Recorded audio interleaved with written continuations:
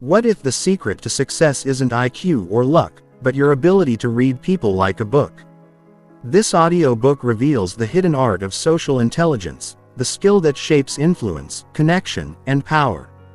Master it, and you'll never see the world the same again. What if I told you the secret to unlocking every door in your personal and professional life isn't raw intelligence, charisma, or even luck, but something far more potent and shockingly underdeveloped? Imagine being able to walk into any room and instinctively know what everyone is feeling, who holds the power, and exactly what to say to spark connection, trust, and influence. Now imagine being able to do that consistently with bosses, partners, strangers, and friends. That skill is called social intelligence. And if you're not actively developing it, you're already falling behind. We live in a world saturated with information, but starving for connection. In an age of AI, automation, and algorithm-driven everything, the one thing that can't be replicated by machines, at least not authentically, is our ability to understand, empathize with, and respond to other human beings. And yet, most of us never learned how to truly read people, interpret subtle social cues, or navigate emotionally charged interactions without guesswork or anxiety. Instead, we fumble through conversations, misread intentions, miss opportunities, and wonder why we feel out of sync in relationships and teams. The truth is, intelligence alone won't get you ahead. Emotional sensitivity is not enough. The real edge, the invisible currency of success, is social intelligence. Social intelligence is not the same as emotional intelligence. Emotional intelligence is about knowing your own emotions and managing them. It's personal, inward-focused. Social intelligence is something else entirely. It's external. It's about how you perceive, interpret, and respond to others. It's about recognizing the emotions and intentions behind people's words, their silences, their body language. It's the uncanny ability to read a room, to know when to speak and when to listen, when to push, and when to pause. Social intelligence is what makes some people magnetic while others are forgettable. It's why some leaders inspire loyalty and others struggle with disengaged teams. It's why some individuals build powerful networks effortlessly while others remain invisible in the crowd. Here's the twist most people don't realize. Social intelligence isn't fixed. It's not a gift bestowed at birth to a lucky few.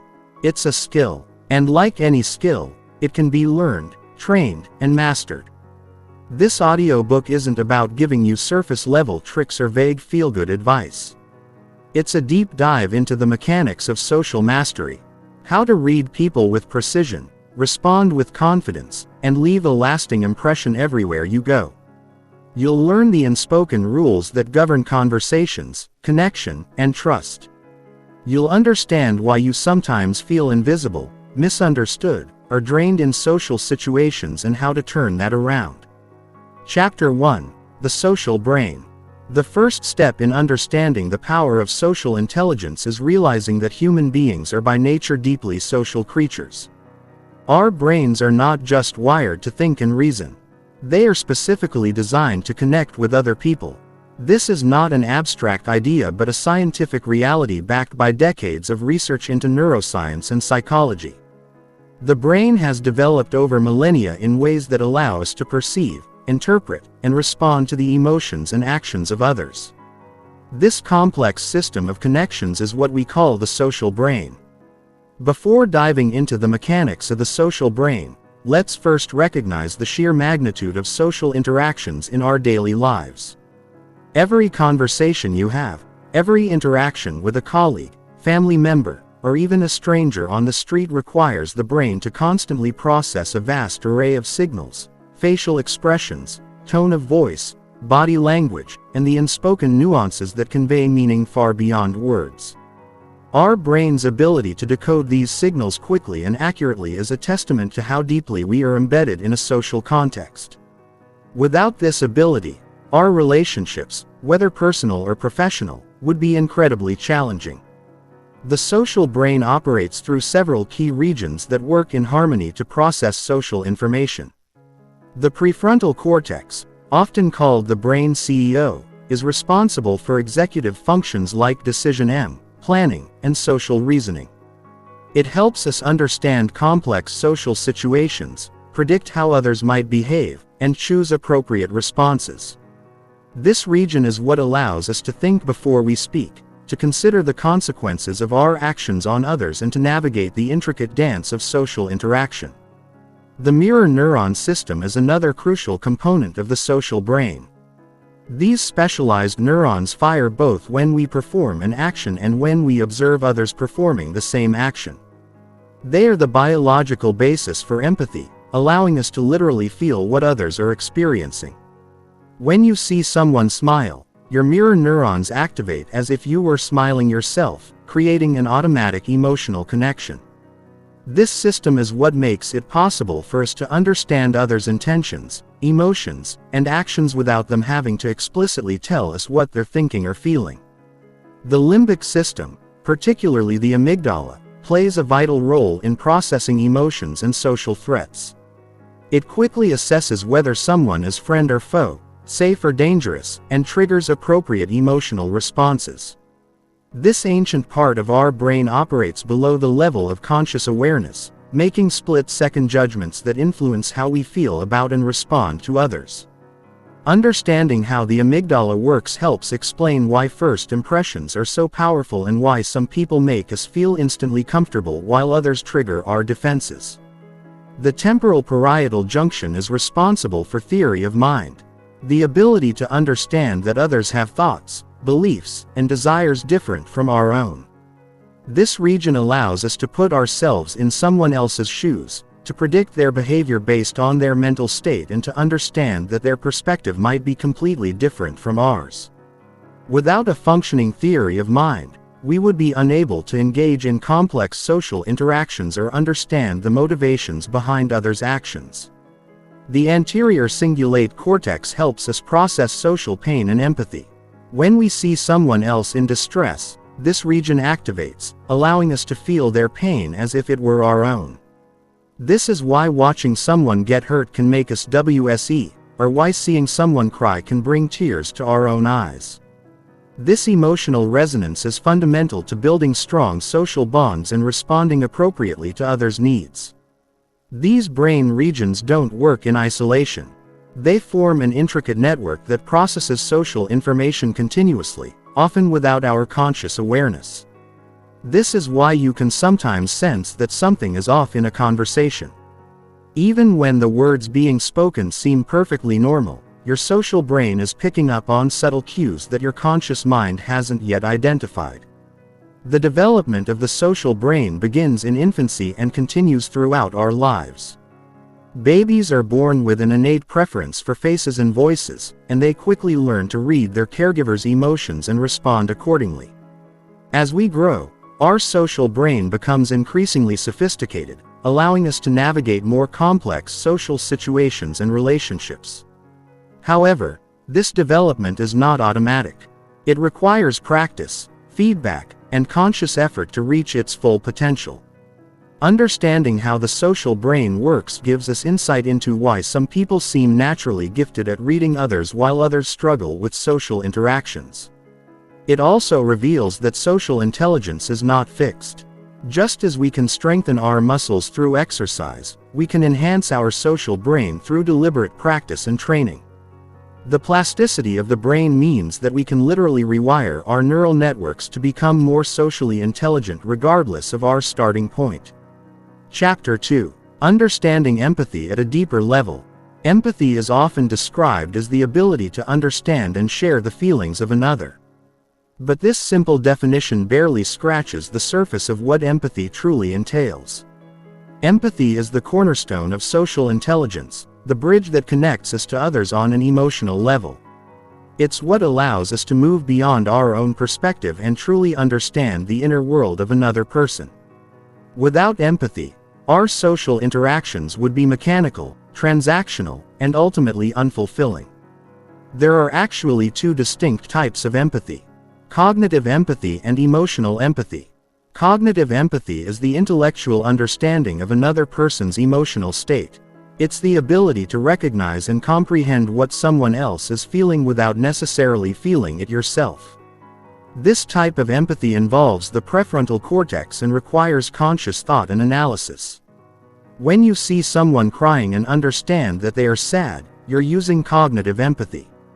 Emotional empathy, on the other hand, is the automatic mirroring of another person's emotional state.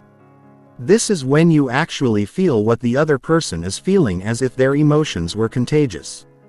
This type of empathy is driven by the mirror neuron system and the limbic brain operating below the level of conscious awareness. When you see someone in pain and feel a pang of distress yourself, you're experiencing emotional empathy. Both types of empathy are crucial for social intelligence, but they serve different purposes. Cognitive empathy allows us to understand others' perspectives and respond appropriately even in situations where their emotions might be different from our own. Emotional empathy creates the deep emotional bonds that form the foundation of meaningful relationships. The most socially intelligent people have developed both types of empathy and know when to use each one. The neuroscience of empathy reveals just how deeply wired we are for connection. The insula, a region deep within the brain, plays a crucial role in emotional empathy.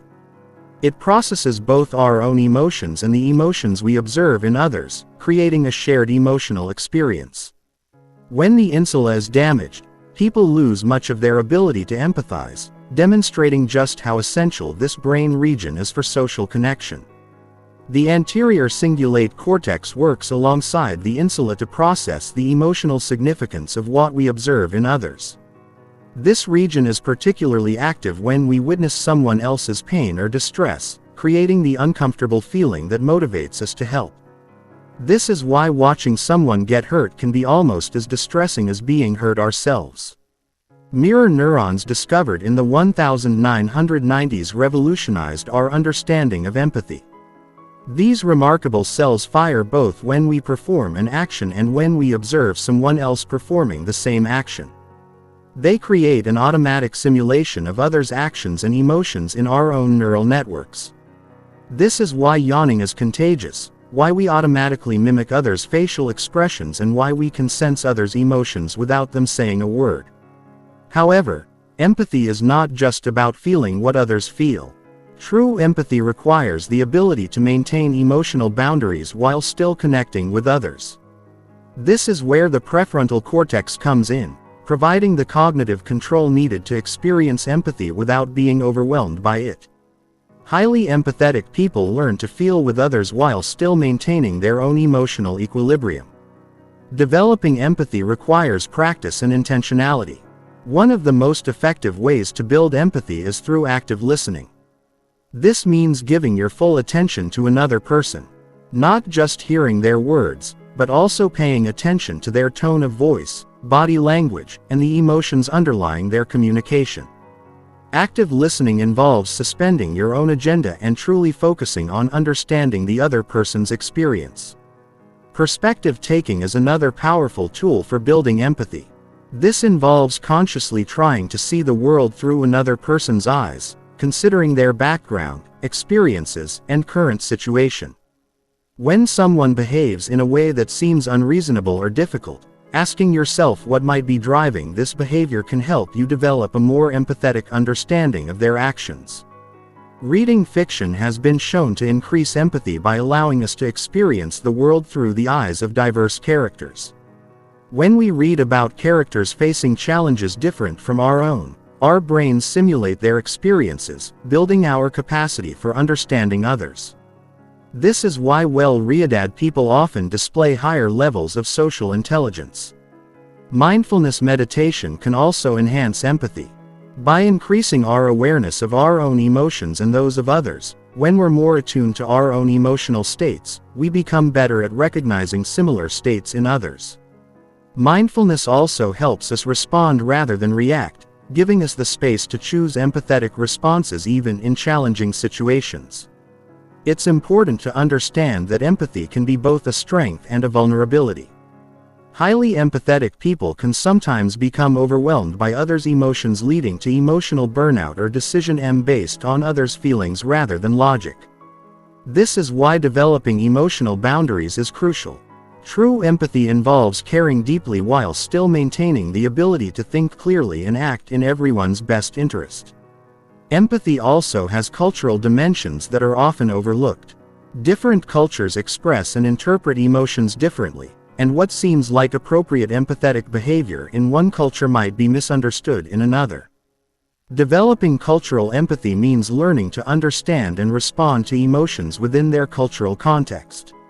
Recognizing that emotional expression is shaped by cultural norms and expectations. The absence of empathy, sometimes called empathy deficit, can have serious consequences for social relationships and success. People who struggle with empathy often find themselves isolated, misunderstood, or unable to build meaningful connections. They may come across as cold, insensitive, or self-centered, even when that's not their intention. Understanding empathy deficits can help us recognize when someone's lack of empathetic response is due to neurological differences rather than malicious intent. Chapter 3. The Hidden Language of Nonverbal Communication. While we often focus on the words people speak, research reveals that up to 93% of communication is nonverbal. This staggering statistic means that the vast majority of what we communicate to others happens without us ever opening our mouths. Nonverbal communication includes facial expressions, body language, posture, tone of voice, eye contact, and even the subtle changes in our behavior that can convey powerful messages, often without us being aware of it.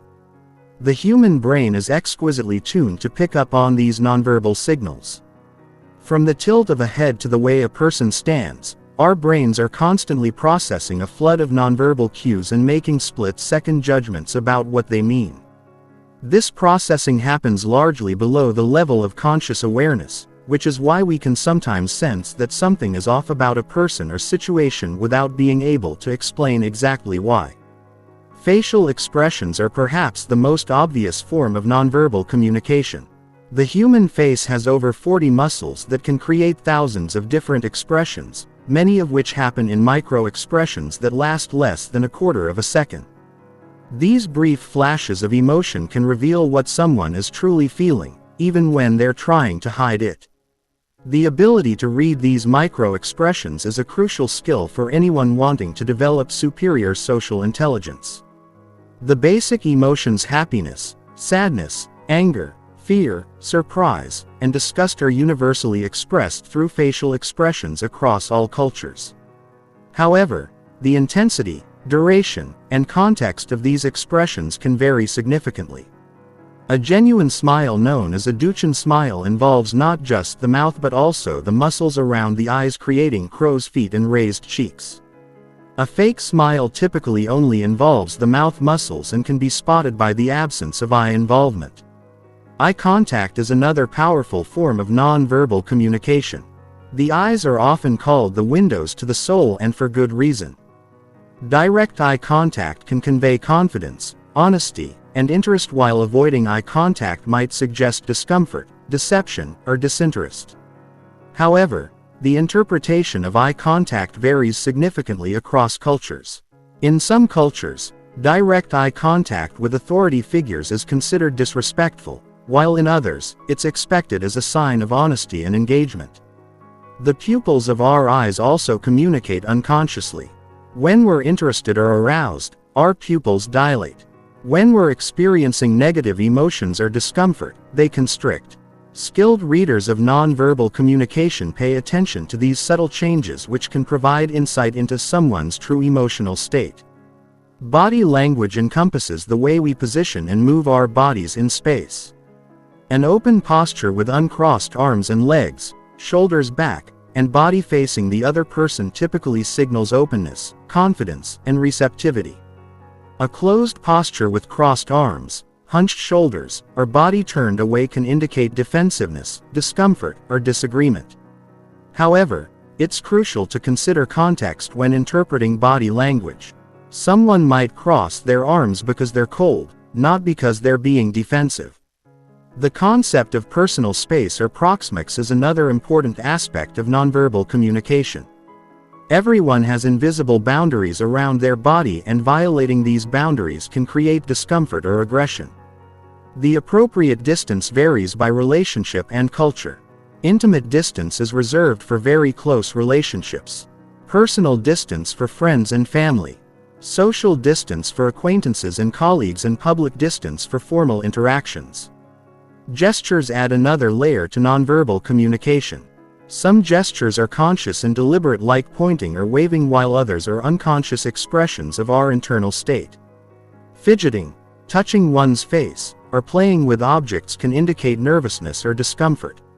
Mirroring someone else's gestures can signal rapport and agreement, while contradictory gestures might suggest disagreement or tension.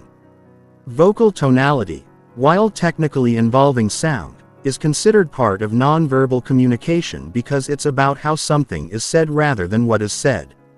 The same words can convey completely different meanings depending on tone, volume, pace, and inflection. A simple fine can express agreement, frustration, sarcasm, or resignation depending on how it's delivered. Skilled communicators pay as much attention to how someone speaks as to what they say. Posture communicates power, confidence, and status. Research by social psychologist Amy Cuddy has shown that adopting confident postures can actually change our hormone levels, increasing testosterone and decreasing cortisol. This means that not only does our posture communicate to others, but it also affects how we feel about ourselves. Standing tall with shoulders back and taking up space signals confidence and authority, while slouching or making oneself small can signal insecurity or submission. The timing and rhythm of nonverbal cues also carry meaning. When verbal and nonverbal messages are synchronized, communication feels natural and trustworthy. When there's a mismatch, such as someone saying they're happy while their facial expression shows sadness, it creates cognitive dissonance and can signal deception or internal conflict. Cultural differences in nonverbal communication can lead to significant misunderstandings. What's considered polite eye contact in one culture might be seen as aggressive staring in another. A gesture that's friendly in one country might be offensive in another. Developing cultural competence in nonverbal communication is essential for anyone working in diverse environments or international contexts. Learning to read nonverbal communication accurately requires practice and calibration. This means establishing a baseline for how someone normally behaves before trying to interpret deviations from that baseline. Someone who naturally speaks quickly and gestures frequently shouldn't be interpreted the same way as someone who's normally calm and still. Changes from someone's normal behavior are often more meaningful than their absolute behavior. The ability to control and consciously use nonverbal communication is equally important as reading it in others. This doesn't mean being fake or manipulative, but rather ensuring that your nonverbal signals align with your intended message. Being aware of your own facial expressions, posture, and tone of voice allows you to communicate more effectively and build stronger rapport with others. Chapter 4. Mastering the Art of Emotional Intelligence. Emotional intelligence represents the foundation upon which all other forms of social intelligence are built. It encompasses our ability to recognize, understand, and manage our own emotions while simultaneously being attuned to the emotions of others. Unlike IQ, which remains relatively fixed throughout our lives, emotional intelligence can be developed and enhanced with practice and awareness. This malleability makes it one of the most valuable skills we can cultivate for both personal and professional success. The framework of emotional intelligence consists of 4 core domains: self-awareness, self-management, social awareness, and relationship management. Self-awareness is the foundation of emotional intelligence. It involves understanding your own emotions as they occur, recognizing your emotional triggers, and being aware of how your emotions affect your thoughts and behavior. People with high self-awareness can identify their emotional states in real time and understand the underlying causes of their feelings. Self-management builds upon self-awareness and involves the ability to regulate your emotions effectively. This doesn't mean suppressing or ignoring your emotions, but rather channeling them in productive ways. Emotionally intelligent people can remain calm under pressure, adapt to changing circumstances, and respond rather than react to challenging situations. They understand that while they cannot always control what happens to them, they can control how they respond. Social awareness is the ability to accurately read and understand the emotions of others. This involves picking up on verbal and nonverbal cues, understanding the emotional climate of a group or organization, and being sensitive to the cultural and social factors that influence how emotions are expressed and interpreted. Socially aware individuals can sense when someone is upset, even when they're trying to hide it, and they can read the mood of a room as soon as they walk in. Relationship management represents the culmination of emotional intelligence. It's the ability to use your understanding of emotions, both your own and others, to build stronger relationships, resolve conflicts, and influence others in positive ways. This involves skills like active listening, empathetic responding, constructive feedback, and collaborative problem solving. The neuroscience behind emotional intelligence reveals how our brains process and regulate emotions. The amygdala, often called the brain's alarm system, quickly assesses emotional significance and triggers our fight-or-flight response. The prefrontal cortex, our brain's executive center, is responsible for emotional regulation and rational thinking. In emotionally intelligent people, there's strong communication between these two regions, allowing for emotional awareness without being overwhelmed by emotional reactions. Developing self-awareness requires creating space between stimulus and response. This can be achieved through mindfulness practices that help you observe your thoughts and emotions without immediately acting on them. Regular self-reflection, journaling, and seeking feedback from others can also enhance self-awareness. The goal is to become an objective observer of your own emotional processes, understanding your patterns and triggers without judgment. Self-management strategies include cognitive reappraisal, which involves changing how you think about a situation to change how you feel about it. Instead of seeing a challenging project as overwhelming, you might reframe it as an opportunity to develop new skills. Deep breathing exercises, progressive muscle relaxation, and other stress management techniques can help regulate emotional responses in the moment. Building social awareness requires shifting your focus from internal to external. This means paying attention to others' facial expressions, body language, tone of voice, and choice of words. It also involves understanding the context that might be influencing their emotions. Someone who seems irritable might be dealing with stress at home, facing a deadline, or experiencing health issues. Developing empathy and perspective-taking abilities are crucial for enhancing social awareness. Relationship management skills include active listening, which goes beyond just hearing words to understanding the emotions and needs behind them. It involves asking clarifying questions, reflecting back what you've heard, and validating others' feelings. Conflict resolution skills are also essential, including the ability to remain calm during disagreements, find common ground, and work toward mutually beneficial solutions.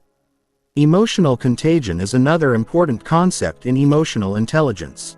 Emotions are literally contagious. We unconsciously mimic the facial expressions, postures, and vocal tones of others, which leads us to experience similar emotions. This is why one person's bad mood can affect an entire team, and why positive leaders can lift the spirits of their organizations. Understanding emotional contagion allows you to be more intentional about the emotional climate you create around you. The relationship between emotional intelligence and leadership is particularly strong. Leaders with high emotional intelligence create more positive work environments, have better relationships with their teams, and achieve superior results. They understand that people don't just follow logic. They follow emotions. They know how to inspire, motivate, and connect with others on an emotional level while still maintaining professional boundaries and making difficult decisions when necessary. Developing emotional intelligence requires practice in real-world situations. Start by paying attention to your emotional responses throughout the day. Notice what triggers strong emotions and how those emotions affect your thinking and behavior. Practice pausing before responding to emotional situations. Giving yourself time to choose your response rather than simply reacting. Work on reading others' emotions more accurately by paying attention to their nonverbal cues and asking clarifying questions when you're unsure about how they're feeling. Emotional intelligence also involves understanding the difference between empathy and sympathy. Empathy involves feeling with someone while maintaining emotional boundaries. Sympathy involves feeling sorry for someone but can create distance rather than connection. Emotionally intelligent people can empathize without taking on others' emotions as their own, allowing them to be supportive without becoming emotionally drained. The cultural dimensions of emotional intelligence cannot be ignored. Different cultures have different norms around emotional expression, and what's considered emotionally intelligent behavior in one culture might be misunderstood in another.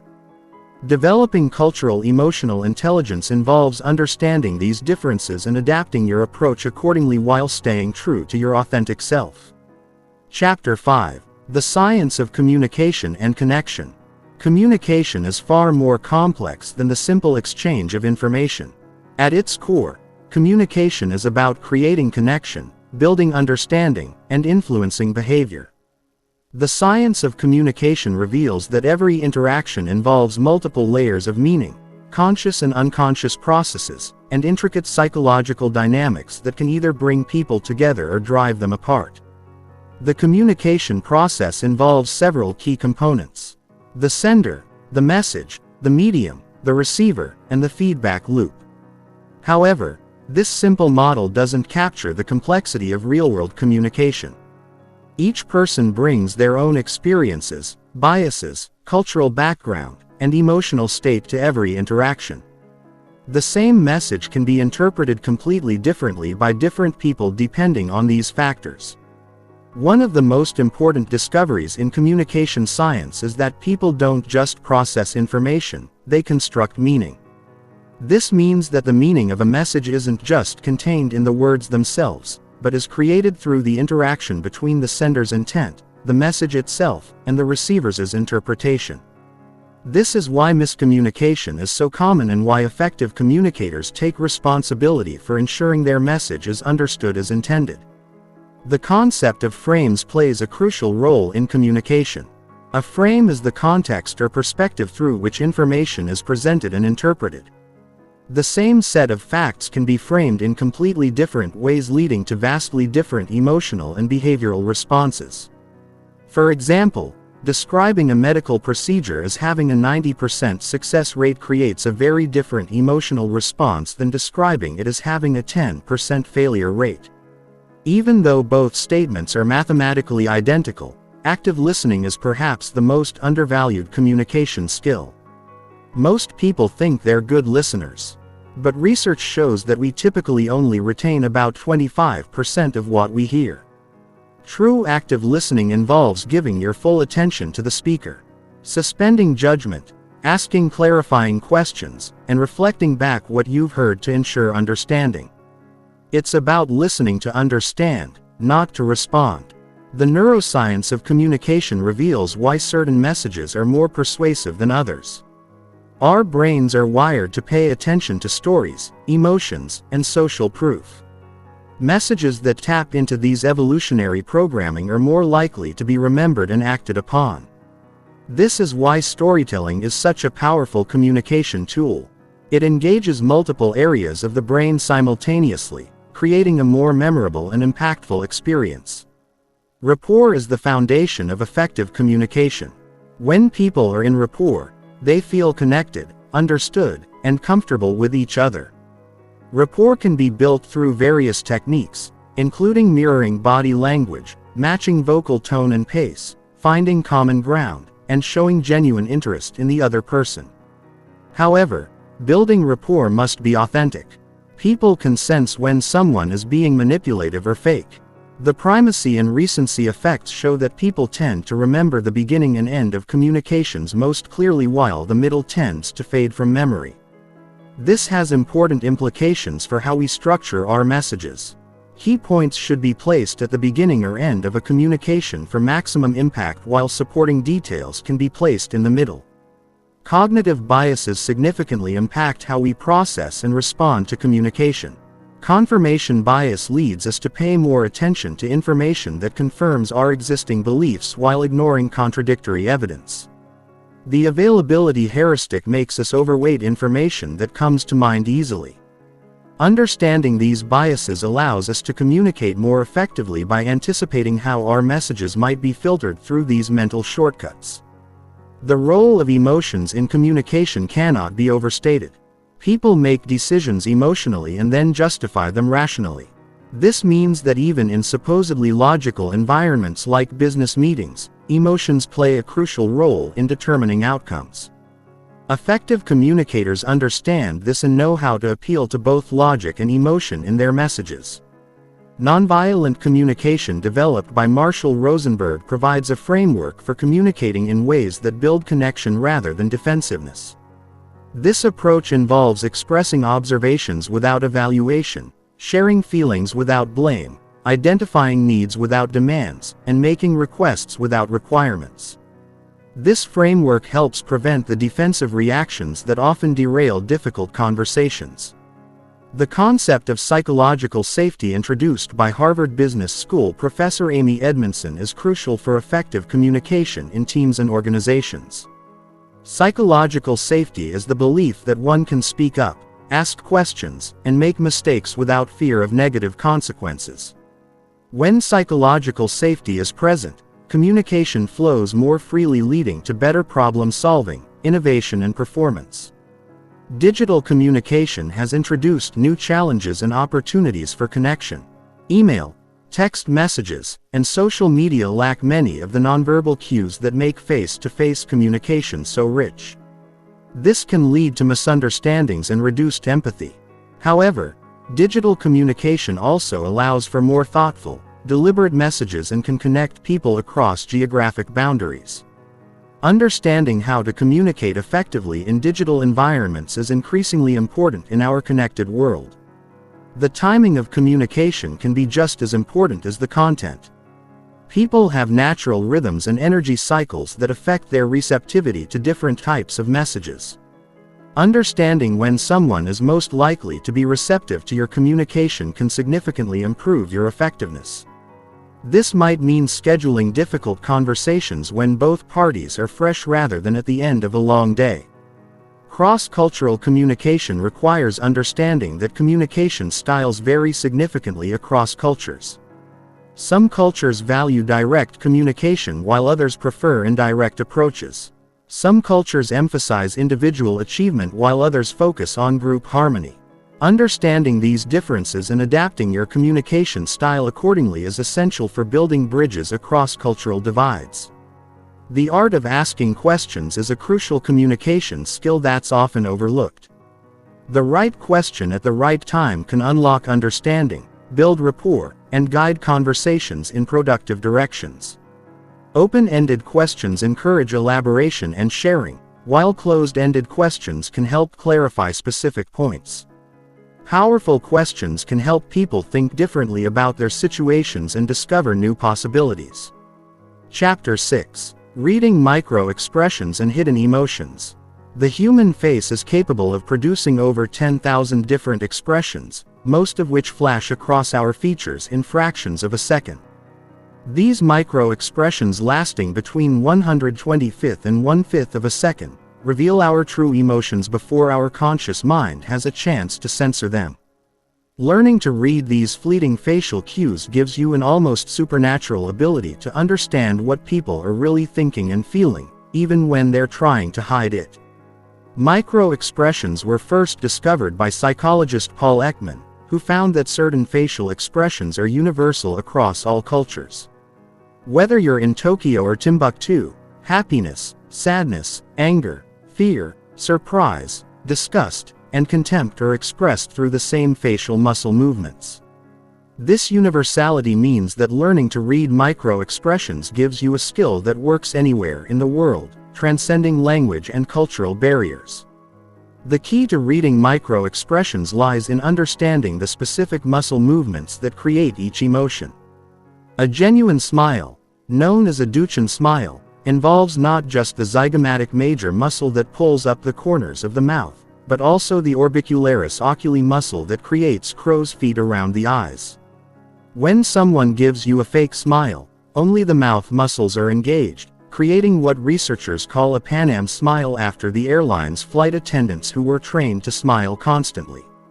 Fear creates one of the most distinctive micro-expressions.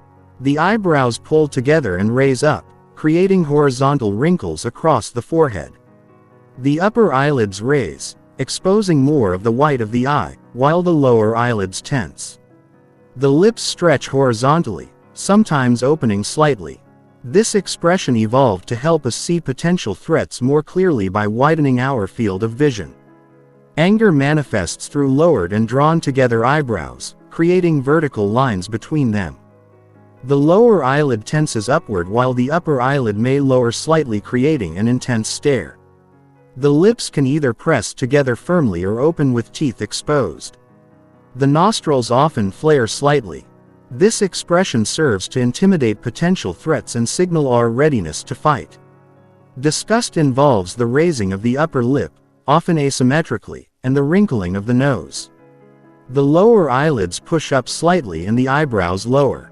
This expression originally evolved to help us avoid contaminated food, but now extends to moral and social disgust as well. When someone briefly flashes disgust while discussing a person or topic, it reveals their true feelings regardless of their words.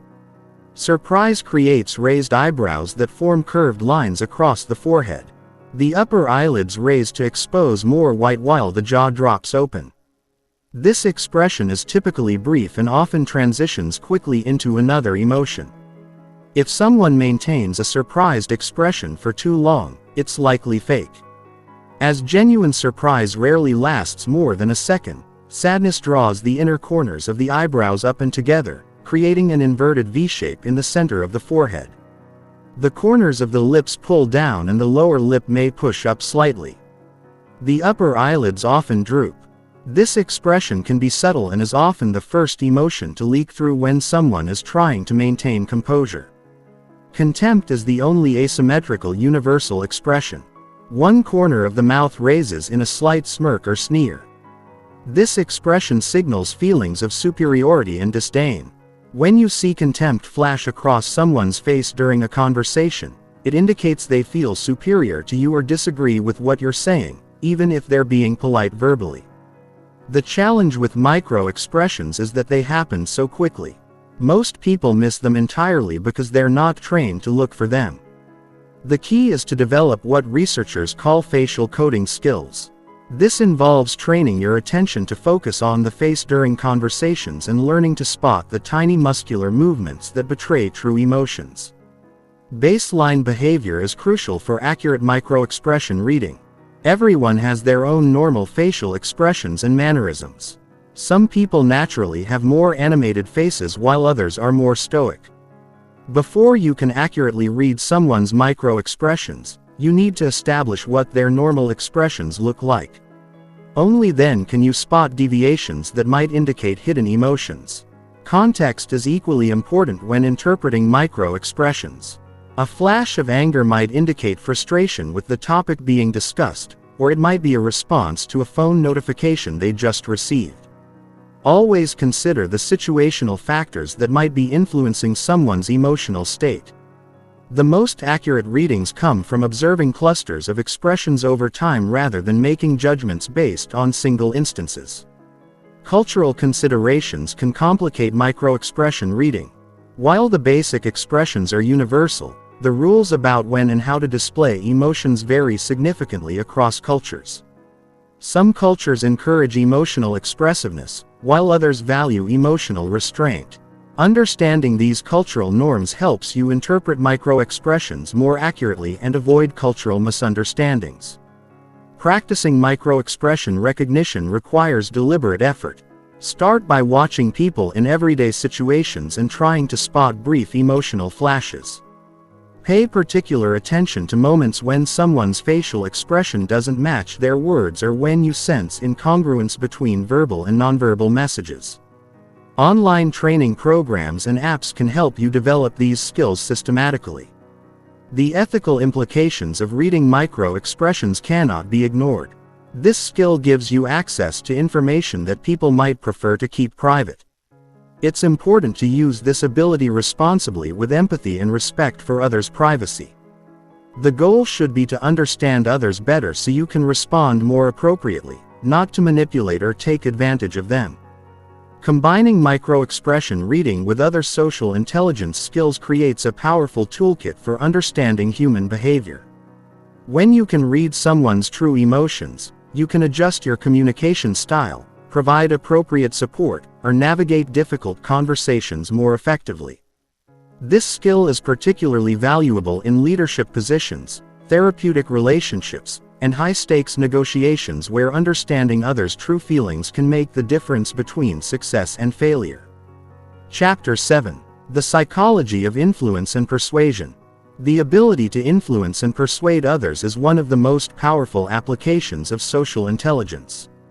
Influence isn't about manipulation or coercion. It's about understanding how people make decisions and presenting your ideas in ways that resonate with their values, needs, and decision-making processes. When done ethically and skillfully, influence creates win-win situations where everyone benefits from the outcome. The psychology of influence is rooted in understanding how the human brain processes information and makes decisions. Contrary to what many people believe, we don't make decisions purely rationally. Instead, we make decisions emotionally and then justify them with logic.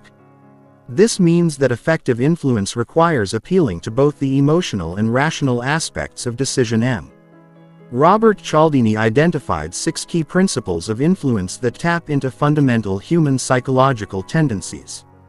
The first principle is reciprocity, which leverages our natural tendency to return favors. When someone does something for us, we feel psychologically obligated to reciprocate. This principle can be applied by providing value before asking for something in return. Whether that's sharing useful information, offering assistance, or simply showing genuine interest in someone's well-being. The principle of commitment and consistency recognizes that people have a deep need to appear consistent with their previous statements and actions. Once someone makes a commitment, especially if it's public or written down, they're much more likely to follow through. This principle can be used by helping people articulate their own reasons for taking action rather than trying to convince them with your reasons. Social proof taps into our tendency to look to others for guidance on how to behave, especially in uncertain situations. We assume that if other people are doing something, it must be the right thing to do. This principle is particularly powerful when the other people are similar to us or are people we respect. Testimonials, case studies, and examples of similar people taking the desired action all leverage social proof. The authority principle recognizes that people tend to defer to perceived experts or authority figures. However, authority doesn't just come from titles or credentials. It can also come from expertise, experience, or even confidence in delivery. Building your authority involves demonstrating knowledge, sharing relevant experiences, and presenting yourself with confidence while remaining humble and approachable. Liking is perhaps the most obvious influence principle. People are more likely to be influenced by people they like. Liking can be built through finding common ground, giving genuine compliments, showing interest in others, and being physically attractive or similar to the other person. However, genuine liking is more powerful than superficial attempts to appear likable. Scarcity leverages our fear of missing out and our tendency to value things more when they're rare or difficult to obtain. This principle works because scarcity triggers loss aversion, one of the strongest psychological motivators. People are generally more motivated to avoid losing something than to gain something of equal value. Scarcity can involve limited time, limited quantity, or unique opportunities. Understanding cognitive biases is crucial for ethical influence. Confirmation bias leads people to seek information that confirms their existing beliefs while ignoring contradictory evidence. When trying to influence someone, frame your message in terms of their existing beliefs and values rather than challenging them directly. Anchoring bias means that people rely heavily on the first piece of information they receive about a topic. This makes first impressions and opening statements particularly important. The availability heuristic causes people to overestimate the likelihood of events that come to mind easily. If someone can easily recall examples of something happening, they'll perceive it as more likely or common than it actually is. This bias can be leveraged by sharing vivid stories or examples that make your point memorable and easily recalled. Framing effects demonstrate that how information is presented can dramatically affect how it's perceived and acted upon. The same information can be framed as a gain or a loss, as certain or uncertain, as affecting individuals or groups. Effective influencers understand how to frame their messages to maximize their persuasive impact while remaining truthful and ethical. Emotional triggers play a crucial role in influence and persuasion. Fear can be a powerful motivator, but it must be combined with a clear path to avoid the feared outcome. Hope and aspiration can motivate people toward positive futures. Anger can drive action against perceived injustices. Understanding which emotions are most relevant to your audience and situation allows you to craft more compelling messages. The timing of influence attempts can be just as important as the content. People are more receptive to influence when they're in good moods, when they're not distracted or stressed, and when they have mental energy available for processing new information. Understanding circadian rhythms, energy levels, and situational factors can help you choose the optimal time for important conversations. Building trust is foundational to all influence efforts. Trust is built through consistency between words and actions, transparency about motivations and limitations, competence in relevant areas, and genuine concern for others' welfare. Without trust, even the most sophisticated influence techniques will fail to create lasting change. The difference between influence and manipulation lies in the intent and outcome. Influence seeks to create mutually beneficial outcomes and respects the other person's autonomy to make their own decisions. Manipulation seeks to benefit the influencer at the expense of others and often involves deception or coercion. Ethical influence involves being transparent about your motivations and ensuring that others benefit from the actions you're encouraging. Active listening is one of the most powerful influence tools because it demonstrates respect and allows you to understand others' perspectives, needs, and concerns. When people feel heard and understood, they're much more open to considering your viewpoint. This involves asking thoughtful questions, reflecting back what you've heard, and showing genuine curiosity about others' experiences and perspectives. Storytelling is an incredibly powerful influence tool because stories engage multiple areas of the brain simultaneously and make abstract concepts concrete and memorable. When you tell a story, your audience doesn't just hear information, they experience it vicariously. This creates emotional engagement and makes your message more persuasive and memorable than dry facts or statistics alone. Chapter 8. Building Instant Rapport and Trust. The ability to build rapport quickly is perhaps the most valuable social skill you can develop. Rapport is that magical feeling of connection and understanding that makes conversations flow effortlessly and creates the foundation for all meaningful relationships. When rapport is present, people feel comfortable, understood, and naturally inclined to cooperate. Without it, even simple interactions can feel forced and uncomfortable. Rapport happens at both conscious and unconscious levels.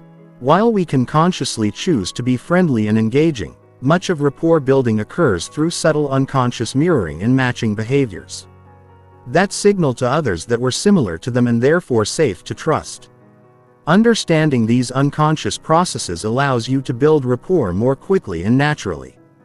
The neuroscience of rapport involves mirror neurons, specialized brain cells that fire both when we perform an action and when we observe others performing the same action. These neurons create an automatic tendency to mimic others' expressions, postures, and movements. This unconscious mimicry creates a sense of connection and similarity that forms the foundation of rapport. When people are in rapport, you can literally see their mirror neurons at work as they unconsciously copy each other's behaviors. Physical mirroring is one of the most powerful rapport-building techniques. This involves subtly matching the other person's posture, gestures, and movements. If they lean forward, you gradually lean forward. If they cross their legs, you might cross yours a few moments later. The key is subtlety and authenticity. Obvious mirroring feels manipulative and creates the opposite effect. Natural mirroring should be delayed by a few seconds and should feel comfortable and genuine. Vocal matching involves adjusting your speaking pace, volume, and tone to complement the other person's communication style. If someone speaks slowly and quietly, matching their pace and volume creates comfort and connection. If they're energetic and fast-paced, increasing your energy level helps build rapport. This doesn't mean perfectly mimicking their voice, but rather finding a complementary style that feels natural to both of you. Linguistic matching involves using similar language patterns, vocabulary, and communication styles. If someone uses technical language, incorporating appropriate technical terms shows that you speak their language. If they prefer casual conversation, formal language might create distance. Pay attention to whether someone is more visual. I see what you mean. Auditory that sounds right, or kinesthetic. I can grasp that concept in their language patterns and match their preferred modality. Finding common ground is a conscious rapport-building strategy that involves discovering shared experiences, interests, values, or perspectives. People naturally feel more connected to those who are similar to them. This might involve shared educational backgrounds, hometown connections, mutual acquaintances, similar challenges, or common interests. The key is to find genuine connections rather than fabricating similarities that don't actually exist. Active listening is crucial for rapport building because it demonstrates genuine interest and respect for the other person. This involves giving your full attention, asking thoughtful questions, and reflecting back what you've heard to show understanding. When people feel truly heard and understood, they naturally feel more connected to the listener. Active listening also provides valuable information about the other person's values, concerns, and communication style. Emotional matching involves recognizing and appropriately responding to the other person's emotional state. If someone is excited about something, showing enthusiasm helps build connection. If they're concerned about an issue, expressing understanding and empathy creates rapport. This doesn't mean taking on their emotions as your own, but rather acknowledging and validating their emotional experience. The principle of gradual escalation suggests that rapport builds progressively through increasingly personal sharing and connection. Initial interactions might focus on surface-level topics like weather or current events.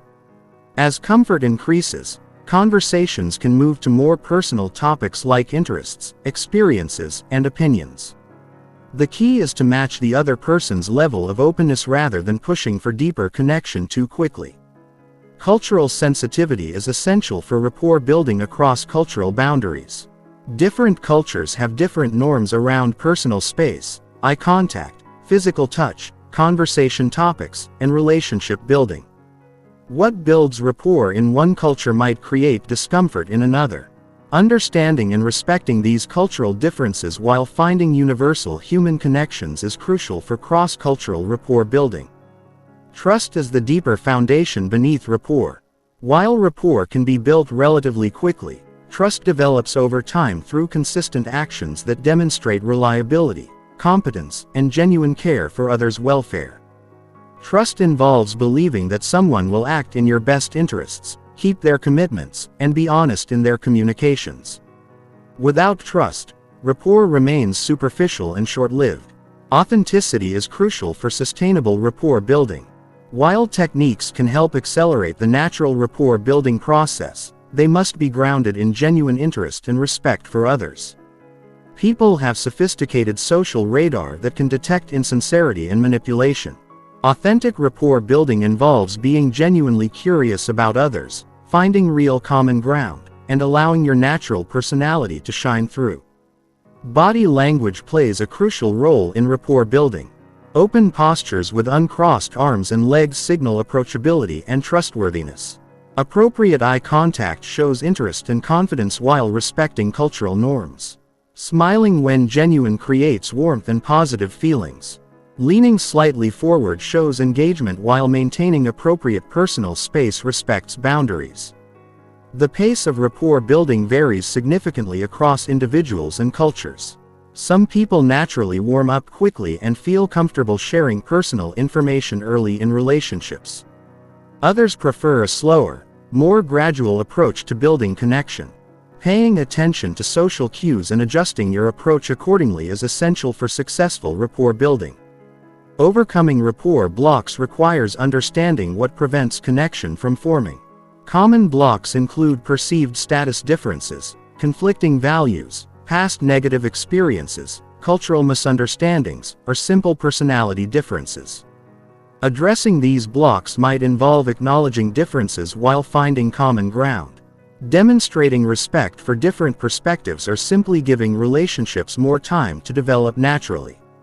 Maintaining rapport over time requires ongoing attention and effort. This involves remembering important details about people's lives, following up on previous conversations, showing continued interest in their welfare, and being consistent in your interactions. Long-term rapport is built through reliability, mutual support, and shared positive experiences over time. The business applications of rapport building are enormous. Sales professionals, managers, negotiators, and anyone in client-facing roles benefit tremendously from strong rapport building skills. However, the techniques must be applied ethically and authentically. The goal should always be to create genuine connections that benefit all parties involved, not to manipulate others for personal gain. Chapter 9. Navigating difficult conversations and conflicts. Difficult conversations are an inevitable part of human interaction. Yet, most people approach them with anxiety, avoidance, or aggression. The ability to navigate challenging discussions skillfully is a hallmark of high social intelligence. These conversations often involve strong emotions, conflicting perspectives, and high stakes, making them particularly challenging, but also particularly important for relationship building and problem solving. The first step in navigating difficult conversations is understanding why they're so challenging. Our brains are wired to perceive conflict as a threat, triggering our fight-or-flight response. This evolutionary programming helped our ancestors survive physical dangers, but it can work against us in modern social situations. When we perceive a conversation as threatening, our amygdala hijacks our rational thinking, making it difficult to communicate effectively or find mutually beneficial solutions. Preparation is crucial for difficult conversations. This involves clarifying your objectives, understanding your own emotional triggers, and anticipating the other person's perspective and potential reactions. What specific outcome do you want to achieve? What emotions might arise during the conversation? What fears or concerns might the other person have? Thinking through these questions beforehand helps you approach the conversation more strategically and calmly. Creating psychological safety is essential for productive difficult conversations. People need to feel safe before they can engage in honest, vulnerable communication. This involves choosing an appropriate time and place, ensuring privacy, and beginning the conversation in a way that reduces defensiveness. Starting with something positive or expressing genuine care for the relationship can help create a safer emotional environment. The language you use in difficult conversations can either escalate or de-escalate tension. I statements focus on your own experience and feelings rather than making accusations about the other person's character or motivations. Instead of saying "you always interrupt me," try "I feel frustrated when I'm interrupted because I don't feel heard." This approach reduces defensiveness and creates space for dialogue rather than argument. Active listening becomes even more crucial during difficult conversations. When emotions are high, people need to feel heard and understood before they can consider alternative perspectives. This involves giving your full attention, asking clarifying questions, and reflecting back what you've heard. Sometimes simply feeling heard can resolve much of the tension in a difficult conversation.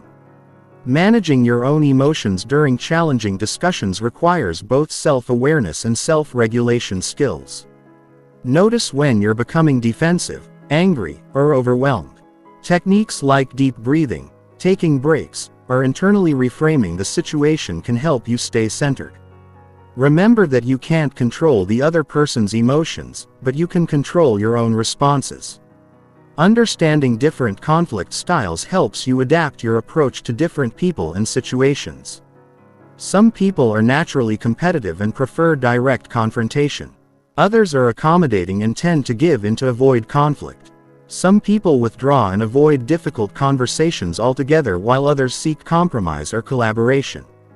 Recognizing these different styles and adapting your approach accordingly can improve your effectiveness significantly. The concept of getting to yes involves moving beyond positional bargaining to interest-based problem solving. Instead of focusing on what each person wants, explore why they want it. What underlying needs, fears, or values are driving their position? Often, conflicts that seem intractable at the surface level can be resolved when you understand and address the underlying interests. Emotional validation is a powerful tool for difficult conversations. This doesn't mean agreeing with everything the other person says, but rather acknowledging their emotions and perspective.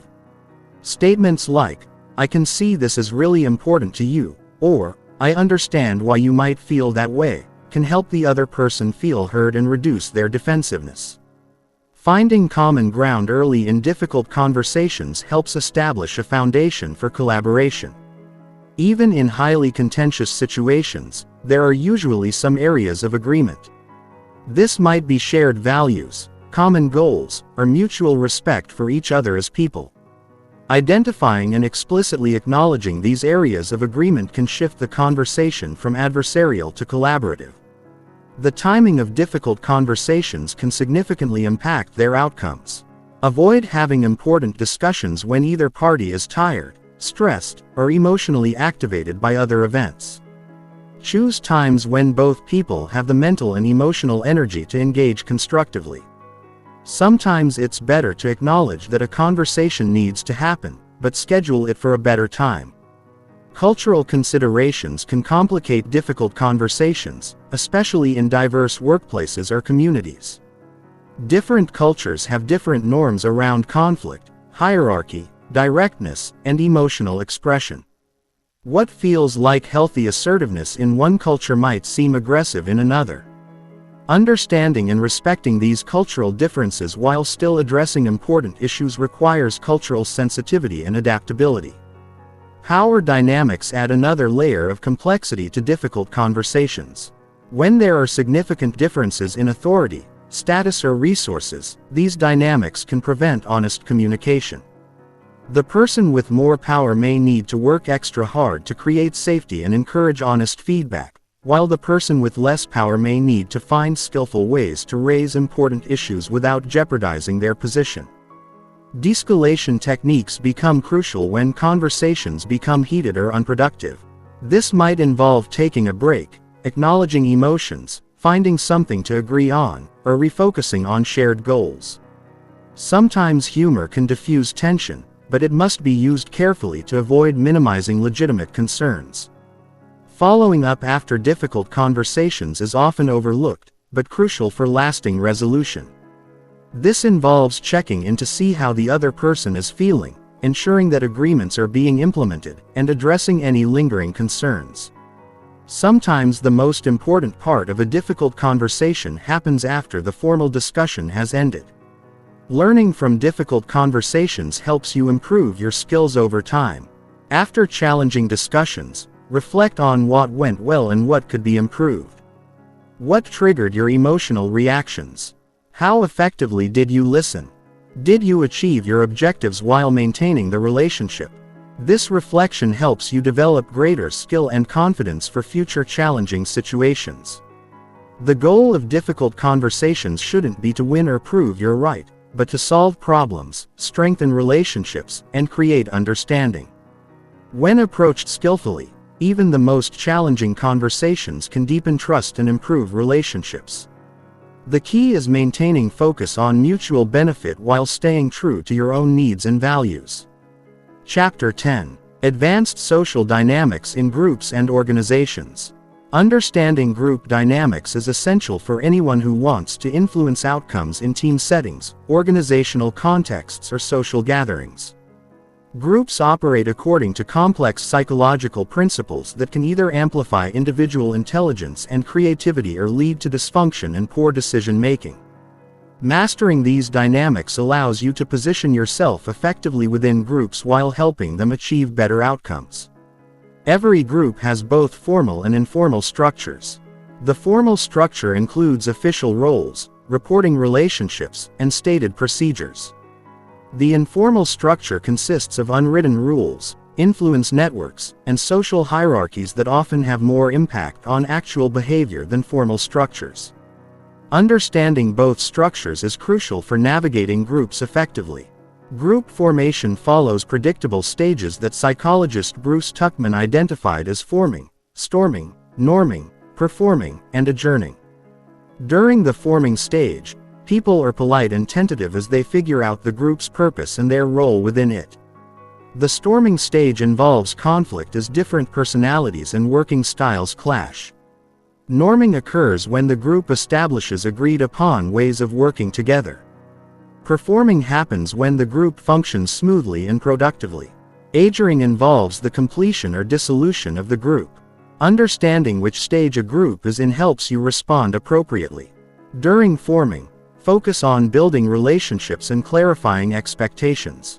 During storming, help facilitate constructive conflict resolution rather than avoiding necessary disagreements. During norming, contribute to establishing positive group norms. During performing, focus on task accomplishment and maintaining group effectiveness. Social roles emerge naturally in groups. Regardless of formal titles or positions, the task leader focuses on getting work done and achieving objectives. The social emotional leader maintains group harmony and manages interpersonal dynamics. The devil's advocate challenges ideas and prevents groupthink. The harmonizer smooths over conflicts and builds consensus. The energizer motivates and enthusiasts others. Understanding and flexibly adopting appropriate roles is needed as a key social intelligence skill. Power dynamics in groups are complex and multifaceted. Formal authority comes from official positions and titles. Expert power comes from knowledge and competence.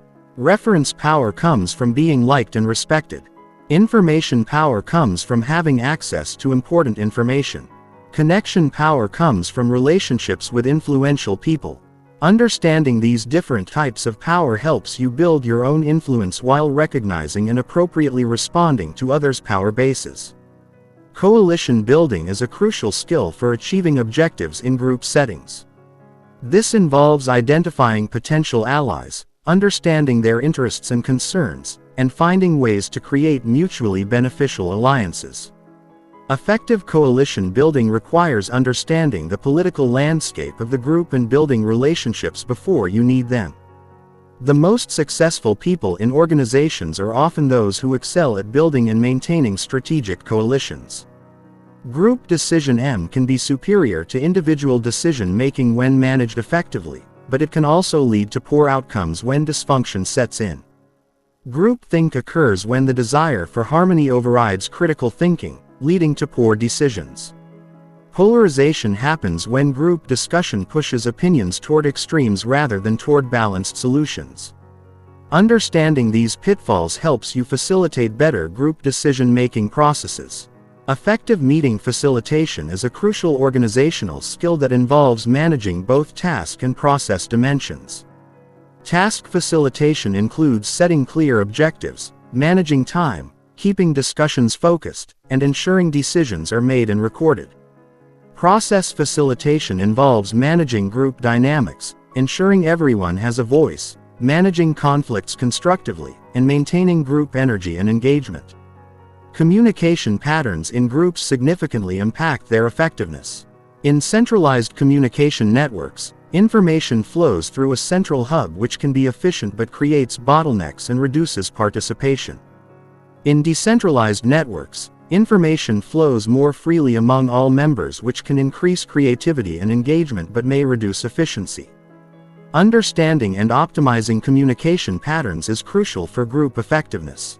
Psychological safety. as defined by Harvard Business School professor Amy Edmondson, is the belief that team members can speak up, make mistakes, and express concerns without fear of negative consequences.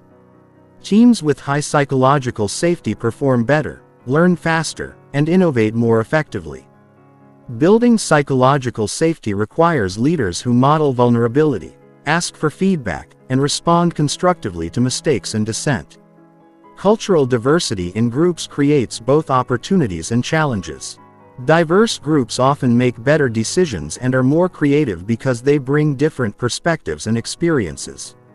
However, diversity can also create communication challenges and interpersonal conflicts.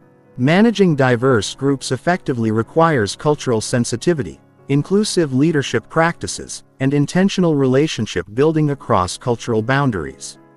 Virtual teams and remote collaboration introduce additional complexities to group dynamics.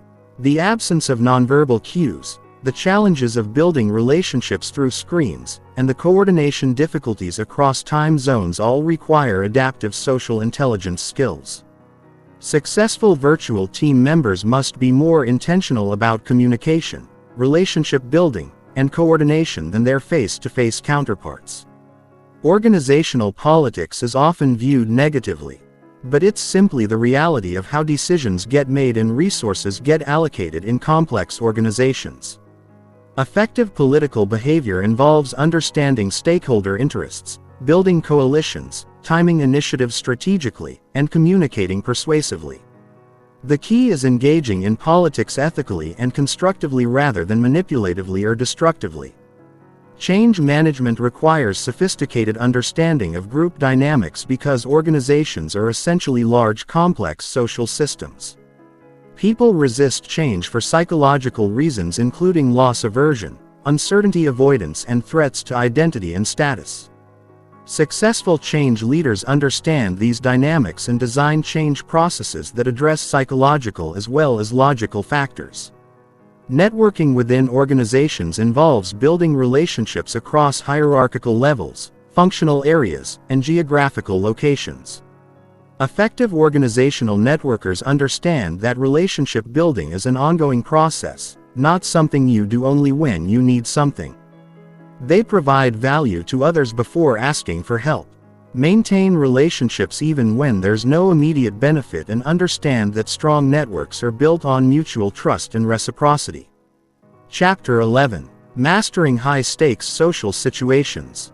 High-stakes social situations test the limits of our social intelligence and can make or break careers, relationships, and opportunities. Whether you're giving a presentation to senior executives, attending a networking event where your next job opportunity might emerge, or navigating a tense family gathering, these situations require all of your social skills working in perfect harmony. The pressure, visibility, and consequences of high-stakes interactions can either paralyze us or reveal our true social mastery. The first characteristic of high-stakes social situations is elevated emotional intensity. When the stakes are high, emotions run stronger in everyone involved. Anxiety, excitement, fear, and anticipation create a charged atmosphere that can cloud judgment and trigger defensive reactions. Understanding and managing this emotional intensity both in yourself and others becomes crucial for successful navigation. Preparation for high-stakes situations extends far beyond knowing your content or agenda. It involves understanding the social ecosystem you're entering. Who will be present and what are their roles, interests, and potential concerns? What are the unspoken rules and expectations of this particular context? What outcomes are different stakeholders hoping to achieve? This social intelligence reconnaissance allows you to enter the situation with strategic awareness rather than hoping for the best. The power of first impressions becomes magnified in high-stakes situations. Research shows that people form judgments about competence, trustworthiness, and likability within seconds of meeting someone. And these first impressions are remarkably resistant to change. In high-stakes contexts where people may be evaluating you for significant opportunities or responsibilities, mastering the elements of powerful first impressions becomes essential. Your physical presence communicates volumes before you say a word. Confident posture, Appropriate dress, firm handshakes, and direct eye contact all contribute to perceptions of competence and authority. However, confidence must be balanced with approachability. Coming across as arrogant or intimidating can be just as damaging as appearing weak or uncertain. The goal is to project calm, confidence, and genuine interest in others. Strategic conversation management in high-stakes situations requires understanding both the explicit agenda and the hidden dynamics at play. Surface-level conversations about business metrics or project updates often mask deeper concerns about power, recognition, resources, or relationships. Skilled social navigators listen for what's not being said and address underlying concerns while still advancing their explicit objectives. The art of strategic questioning becomes particularly important in high-stakes situations. The right question at the right time can unlock understanding, build alliances, and redirect conversations in productive directions. Powerful questions demonstrate thoughtfulness, show respect for others' expertise, and can help uncover the real issues that need to be addressed. However, timing and context are crucial. Challenging questions must be framed carefully to avoid triggering defensiveness. Reading the room is a critical skill that involves constantly monitoring the emotional and social temperature of the group. Are people engaged or distracted? Is tension building or decreasing? Who has influence? And how are power dynamics shifting? This ongoing social awareness allows you to adjust your approach in real time. Knowing when to push forward, when to pull back, and when to shift tactics entirely. Managing your own emotional state under pressure requires both preparation and in-the-moment techniques. Visualization exercises before high-stakes situations can help you mentally rehearse successful outcomes and prepare for potential challenges during the situation. Techniques like controlled breathing, positive self-talk, and focusing on your purpose rather than your fears can help maintain composure and clarity. The concept of emotional contagion becomes particularly relevant in high-stakes situations. Your emotional state doesn't just affect you. It influences everyone around you. If you project calm, confidence, others are likely to feel more relaxed and positive. If you radiate anxiety or aggression, you'll trigger similar responses in others. Understanding this dynamic allows you to use your emotional state strategically to influence the overall atmosphere. Building coalitions on the fly often becomes necessary in high-stakes group situations. This might involve identifying potential allies, finding common ground quickly, and creating informal agreements that support your objectives. The key is being genuinely collaborative rather than manipulative, focusing on creating value for others while advancing your own interests. Crisis management skills become essential when high-stakes situations go wrong. Maybe your technology fails during an important presentation or an unexpected conflict erupts during a crucial meeting. How you handle these moments of crisis often matters more than your performance during smooth sailing. Maintaining composure, thinking quickly, and finding creative solutions under pressure demonstrates the kind of leadership that people remember and value. The follow-up phase after high-stakes situations is often as important as the event itself. This involves reinforcing positive impressions, addressing any concerns that may have arisen and building on the connections you've made. Many opportunities are won or lost in the days and weeks following the main event based on how well you manage the follow-up process. Cultural intelligence becomes amplified in high-stakes international or multicultural contexts. Understanding different cultural norms around hierarchy, communication styles, decision-making processes, and relationship building can mean the difference between success and failure. What's considered confident in one culture might be seen as arrogant in another. And what's appropriately respectful in one context might appear weak in another. Performance under observation is a unique challenge of high-stakes situations. Knowing that important people are watching and evaluating your performance can create self-consciousness that interferes with natural social flow. The key is shifting focus from how you're being perceived to how you can create value for others. This external focus reduces self-consciousness and allows your natural social intelligence to emerge. Stakes management involves understanding what's really at risk and what's truly important. Sometimes we create unnecessary pressure by imagining catastrophic consequences for situations that are actually recoverable learning experiences. Other times we underestimate the true significance of an opportunity. Accurate stakes assessment allows you to bring appropriate energy and preparation without being paralyzed by pressure or complacent about important opportunities. Chapter 12. The Art of Social Leadership and Influence. Social leadership transcends formal authority and titles. It's the ability to inspire, guide, and influence others through the power of relationships, vision, and authentic connection. While traditional leadership often relies on position and control, social leadership is built on trust, emotional intelligence, and the ability to bring out the best in others. In our interconnected world, social leadership skills have become more valuable than ever. The foundation of social leadership is authentic influence, which differs fundamentally from manipulation or coercion. Authentic influence is based on genuine care for others' welfare, transparent communication about motivations and intentions, and the creation of mutual benefit.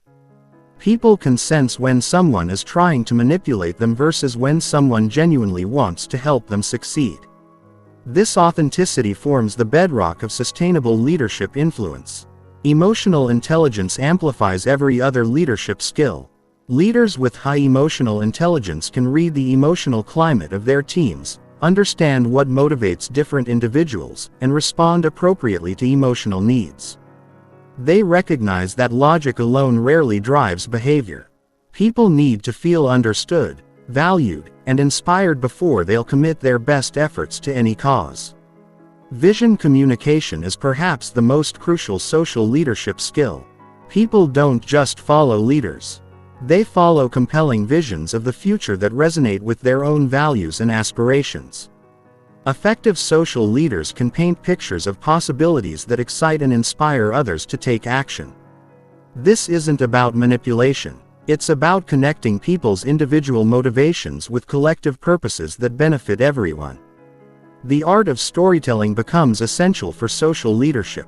Stories engage emotions, make abstract concepts concrete, and help people see themselves in the narrative.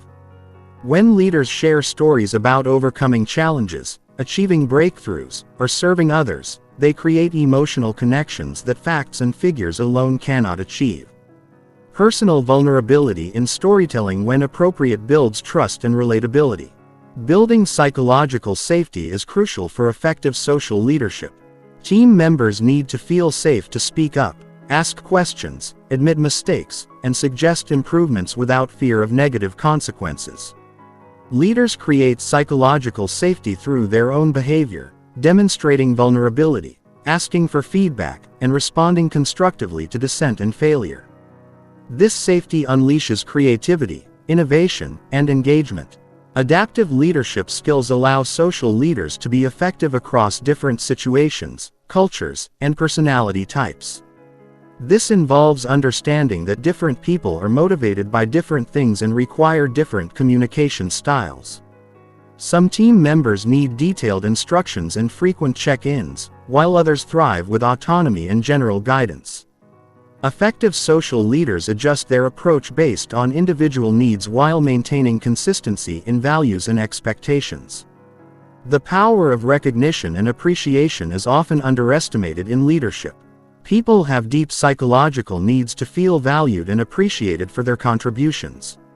Social leaders understand that recognition isn't just about formal awards or bonuses. It's about seeing and acknowledging people's efforts, growth, and unique contributions. This recognition must be specific, timely, and genuine to have maximum impact. Conflict resolution becomes a crucial social leadership skill because conflicts are inevitable in any group dynamic. Rather than avoiding or suppressing conflicts, effective social leaders help transform conflicts into opportunities for growth, understanding, and stronger relationships. This involves helping people separate positions from interests, facilitating honest communication, and finding solutions that address underlying needs. Delegation is not just about task assignment. It's about developing others and building organizational capability. Effective social leaders understand that their success is measured not by what they accomplish personally but by what they enable others to achieve. This requires letting go of control, providing appropriate support and resources, and creating clear accountability structures while allowing others the autonomy to succeed. The concept of servant leadership emphasizes that the leader's primary role is to serve others rather than to be served. This doesn't mean being weak or permissive. It means focusing on removing obstacles, providing resources, and creating conditions where others can thrive. Servant leaders achieve results through others' success rather than through their own individual heroics. Inclusive leadership has become increasingly important in diverse organizations and communities. This involves creating environments where people from different backgrounds, perspectives, and experiences feel valued and can contribute their best work. Inclusive leaders actively seek out diverse viewpoints, challenge their own biases, and ensure that decision-making processes incorporate multiple perspectives. Change leadership requires special social intelligence skills because change naturally triggers resistance and anxiety. People resist change not just for logical reasons but for deep psychological ones, including loss aversion, uncertainty avoidance, and threats to identity and status.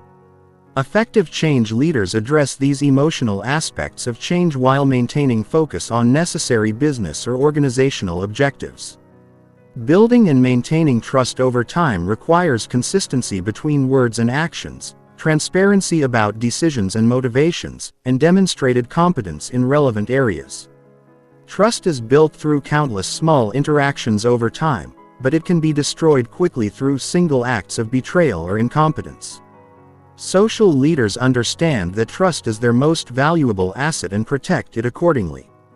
Feedback skills become essential for social leadership because people need information about their performance to grow and improve.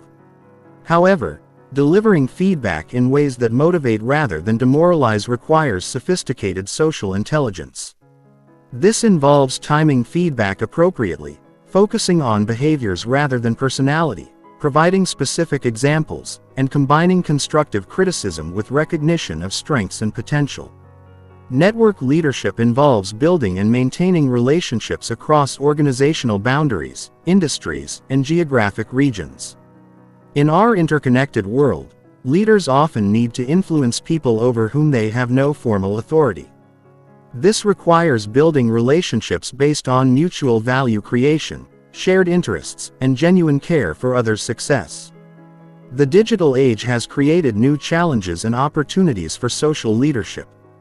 Leading virtual teams, communicating through digital channels, and building relationships without face-to-face interaction all require adapted social intelligence skills. Digital leaders must be more intentional about relationship building, clearer in their communication, and more creative in creating connection and engagement through technology. Chapter 13. Decoding Hidden Agendas and Unspoken Motivations. Every human interaction contains multiple layers of meaning.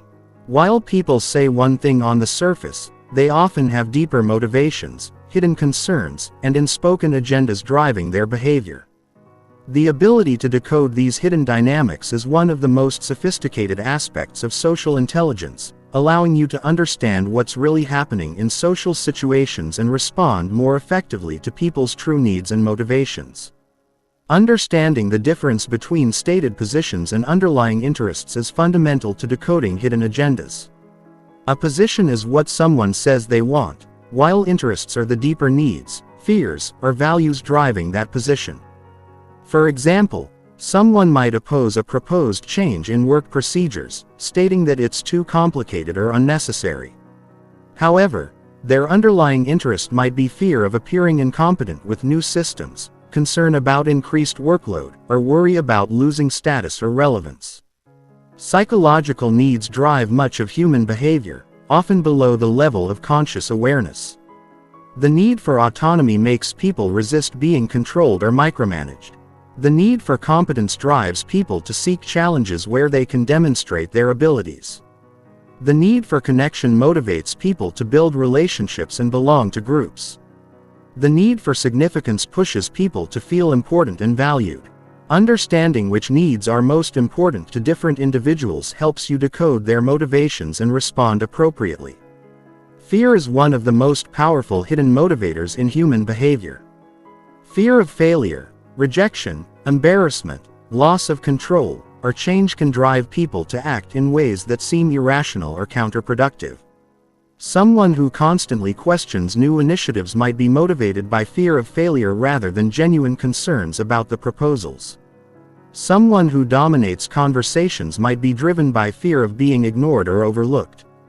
Rather than genuine arrogance, power dynamics create complex hidden agendas in most social situations. People may have unstated concerns about gaining, losing, or maintaining power, status, or influence. Someone might support or oppose an idea not based on its merits, but on how it affects their relative position within a group or organization. Understanding these power dynamics helps you interpret behavior more accurately and find ways to address underlying concerns.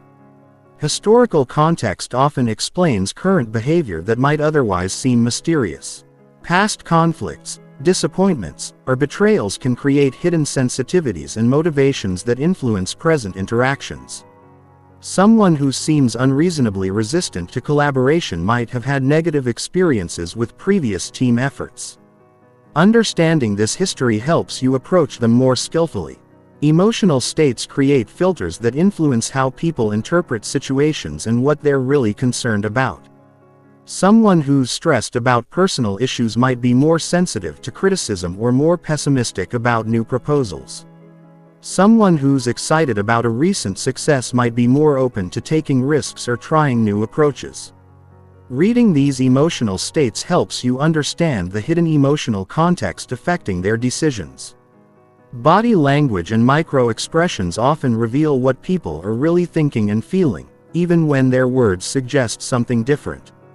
Incongruence between verbal and nonverbal communication usually indicates internal conflict or hidden concerns. Someone might verbally agree with a proposal while their body language shows discomfort or skepticism. Learning to read these nonverbal cues helps you identify when there are hidden issues to address. Linguistic patterns can reveal hidden thoughts and motivations. The words people choose, the metaphors they use, and the topics they avoid all provide clues about their internal state. Someone who repeatedly uses war metaphors might see the situation as a battle. Someone who focuses on past problems might be motivated by fear of repeating mistakes. Paying attention to language patterns helps you understand people's mental models and motivations. Cultural backgrounds create different values, expectations, and communication styles that can lead to hidden cultural agendas. Someone from a hierarchical culture might be uncomfortable challenging authority directly, leading to indirect resistance or withdrawal. Someone from an individualistic culture might prioritize personal recognition over group harmony. Understanding these cultural influences helps you decode behavior that might otherwise seem confusing. Timing often reveals hidden motivations. When someone chooses to raise an issue, propose an idea, or express opposition can be just as revealing as what they say. Someone who waits until the last minute to raise concerns might be hoping to delay or derail a decision. Someone who brings up past successes when facing current challenges might be seeking reassurance or trying to establish credibility. The concept of secondary gains helps explain why people sometimes seem to sabotage their own stated objectives. A secondary gain is an unintended benefit that someone receives from a problem or negative situation. For example, someone who complains about being overworked might actually enjoy the status and indispensability that comes with being essential. Understanding secondary gains helps explain seemingly irrational behavior. Projection is a psychological defense mechanism where people attribute their own thoughts, feelings, or motivations to others. Someone who's feeling insecure might accuse others of being arrogant. Someone who's considering leaving an organization might become suspicious that others are job hunting. Recognizing projection helps you understand what people are really struggling with internally. Group dynamics create additional layers of hidden agendas as people position themselves within social hierarchies and coalitions. Someone might oppose an idea not because they disagree with it, but because it comes from someone they see as a rival. Someone might support a proposal to curry favor with influential group members. Understanding these group dynamics helps you navigate complex social situations more effectively. Values conflicts often create hidden resistance even when people don't explicitly articulate their values-based concerns. Someone who values fairness might resist a decision they perceive as inequitable. Someone who values stability might oppose changes they see as unnecessary risks. Identifying and addressing these values conflicts can resolve resistance that seems purely emotional or political. The key to decoding hidden agendas ethically is using this understanding to create better outcomes for everyone involved, not to manipulate or take advantage of others. When you understand someone's hidden concerns or motivations, you can address them directly and find solutions that meet their real needs while achieving your own objectives. This creates genuine win-win outcomes rather than zero-sum competitions. Chapter 14. Building lasting relationships and networks. The quality of your relationships largely determines the quality of your life and career success. Strong relationships provide emotional support, open doors to opportunities, offer resources during challenges, and create meaning and fulfillment that transcends individual achievement. However, building lasting relationships requires more than just meeting people. It requires understanding how relationships develop, what sustains them over time, and how to nurture connections authentically and strategically. Relationship development follows predictable stages, each requiring different skills and approaches. The initial contact stage is about making positive first impressions and establishing basic rapport. This involves showing genuine interest, finding common ground, and creating positive emotional associations. The key is being authentically interested in others rather than just trying to impress them with your own accomplishments or credentials. The building stage involves deepening connections through increased interaction, mutual value creation, and growing trust. This requires moving beyond surface-level interactions to more meaningful conversations about goals, challenges, values, and experiences. It also involves demonstrating reliability through keeping commitments, following through on promises, and being responsive to others' needs and requests. The maintenance stage is where many relationships falter because people assume that established relationships don't require ongoing attention and effort. However, relationships are living systems that require regular care and feeding to remain strong. This involves staying in touch consistently, remembering important details about people's lives, celebrating their successes, and offering support during difficulties. The concept of relationship banking involves making deposits into relationships before you need to make withdrawals.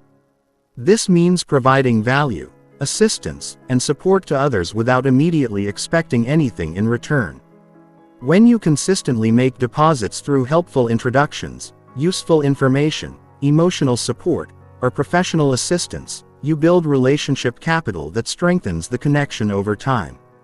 Reciprocity is a fundamental principle of human psychology that governs relationship development. People feel obligated to return favors and maintain balance in their relationships.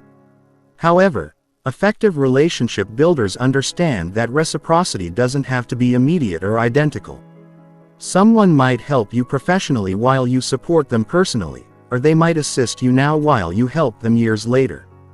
Vulnerability and authenticity deepen relationships by creating emotional bonds and trust.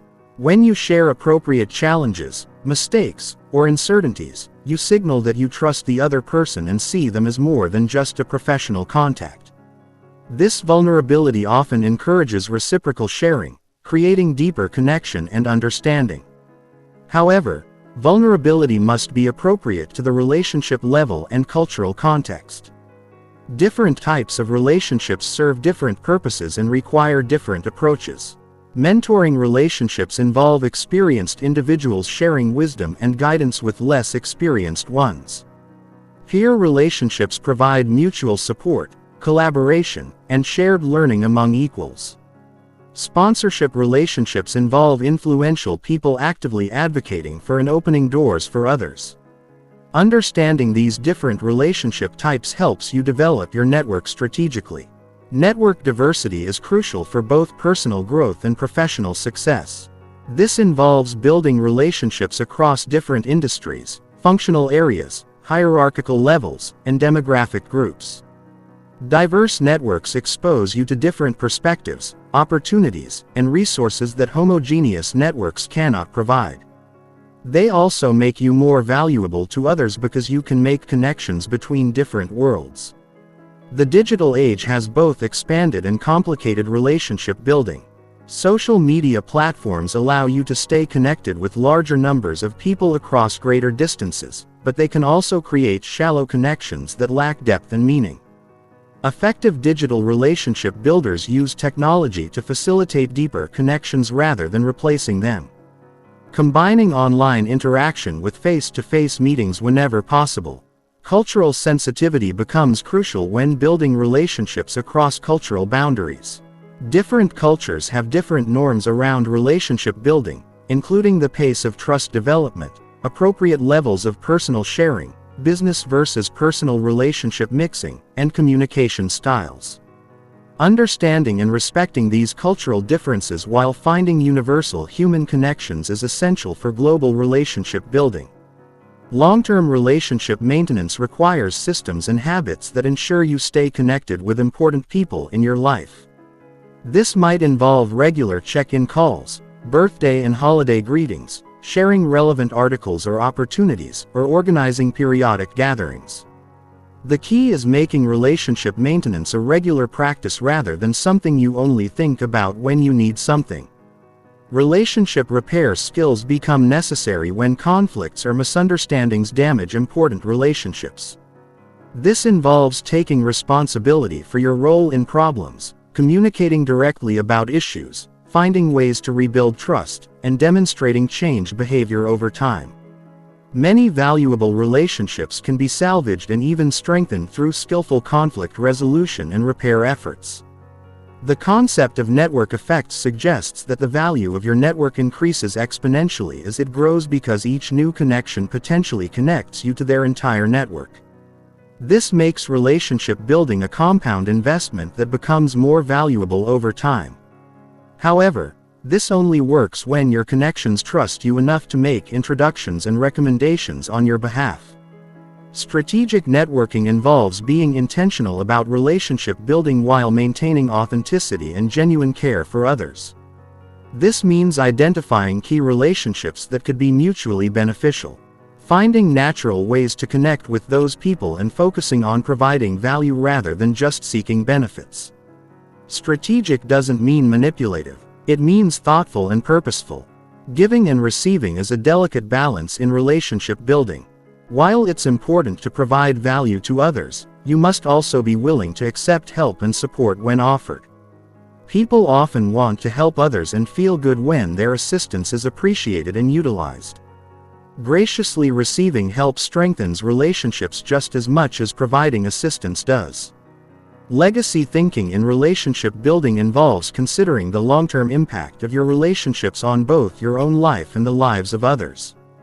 The strongest relationship builders think about how they can contribute to others' success and well-being over many years. Not just immediate transactions. This long-term perspective creates relationships that last decades and provide value throughout your lifetime. Chapter 15. Putting it all together. Becoming socially unstoppable. After exploring the depths of social intelligence through 14 chapters, we now arrive at the most crucial phase, integration and mastery. True social intelligence isn't about mechanically applying techniques or manipulating others through psychological tricks. It's about developing an integrated way of being that combines deep understanding of human psychology with authentic care for others' welfare. This final chapter focuses on synthesizing everything you've learned into a coherent approach that makes you genuinely socially unstoppable. The journey towards social mastery begins with self-awareness and authenticity. All the techniques in the world cannot compensate for a lack of genuine self-knowledge or authentic presence. You must first understand your own emotional patterns, triggers, strengths, and limitations. This self-awareness forms the foundation upon which all other social skills are built. When you know yourself deeply, you can interact with others from a place of centeredness rather than reactivity. Authenticity doesn't mean being unfiltered or inappropriate in all situations. Rather, it means being genuine in your care for others while adapting your communication style and approach to different contexts and relationships. Authentic social intelligence involves being true to your values and character while being flexible in your methods and presentations. The integration of multiple social intelligence skills creates synergistic effects that far exceed the sum of their parts. When you combine micro-expression reading with empathetic listening, add strategic questioning and emotional regulation, then overlay cultural sensitivity and relationship-building skills, you create a powerful integrated capability that allows you to navigate virtually any social situation successfully. Developing social intelligence mastery requires deliberate practice over extended periods. Like any complex skill, social intelligence improves through conscious effort, feedback, and reflection. This means actively seeking out challenging social situations, paying attention to your performance, asking for feedback from trusted sources, and continuously refining your approach based on results. The mindset of continuous learning is essential for social intelligence mastery. Human behavior and social dynamics are endlessly complex and constantly evolving. Cultural changes, generational differences, technological developments, and global connections create new social challenges and opportunities regularly. Master-level social intelligence requires staying curious, observant, and adaptable throughout your lifetime. Emotional mastery forms the core of social intelligence because emotions drive behavior in both yourself and others. This involves not just managing your own emotions effectively, but understanding and appropriately responding to the emotional needs of others. Emotional mastery means being able to remain centered during conflicts, inspire others during difficult times, and create positive emotional climates that bring out the best in people. Systems thinking applies to social intelligence because people don't exist in isolation. They operate within complex networks of relationships, cultural contexts, and organizational structures. Understanding these larger systems allows you to influence outcomes at multiple levels and navigate complex social environments more effectively. This might involve understanding organizational politics, cultural dynamics, or industry relationship patterns. The ethical dimension of social intelligence cannot be overlooked. With great social power comes great responsibility. The skills you've learned can be used to manipulate and exploit others, or they can be used to create mutual benefit and positive outcomes for everyone involved. Ethical social intelligence involves using your skills to serve others' legitimate interests while achieving your own goals through means that respect others' autonomy and welfare. Building social intelligence habits ensures that these skills become automatic rather than requiring conscious effort. This involves creating regular practices that reinforce social awareness, empathy, and relationship building. It might include daily reflection on social interactions, regular practice of active listening, consistent follow-up with important relationships, or ongoing education about human psychology and social dynamics. The compound effect of social intelligence means that small improvements and consistent application create exponential results over time. Each positive interaction builds your reputation and relationships slightly. Each skillfully handled conflict strengthens your credibility. Each act of genuine service to others increases their willingness to support you. Over years and decades, these small actions compound into significant social capital and influence. Adapting to different contexts while maintaining core principles is a hallmark of advanced social intelligence. This involves understanding that different situations require different approaches while staying true to fundamental values of respect, authenticity, and mutual benefit. A skilled social intelligence practitioner can be equally effective in boardrooms and community centers, formal negotiations and casual conversations, cross-cultural interactions and familiar relationships. The ripple effect of exceptional social intelligence extends far beyond your immediate interactions. When you consistently demonstrate high-level social skills, You model these behaviors for others, potentially improving their social intelligence as well. You create positive social environments that benefit everyone involved. You solve problems and resolve conflicts in ways that strengthen rather than damage relationships. Measuring progress in social intelligence requires both objective indicators and subjective feedback. Objective measures might include relationship quality, network size and diversity, conflict resolution success, influence and persuasion effectiveness, and achievement of social objectives. Subjective measures include your own comfort and confidence in social situations, the quality of your relationships, and feedback from others about your social impact. Creating your personal social intelligence development plan involves assessing your current strengths and areas for improvement, setting specific development goals, identifying practice opportunities, and establishing feedback mechanisms. This plan should be tailored to your personality, life situation, and objectives while incorporating the key principles and techniques covered throughout this journey. The ultimate goal of social intelligence is not social manipulation or personal advantage at others' expense. It's about creating a life filled with meaningful relationships, positive impact, and mutual success.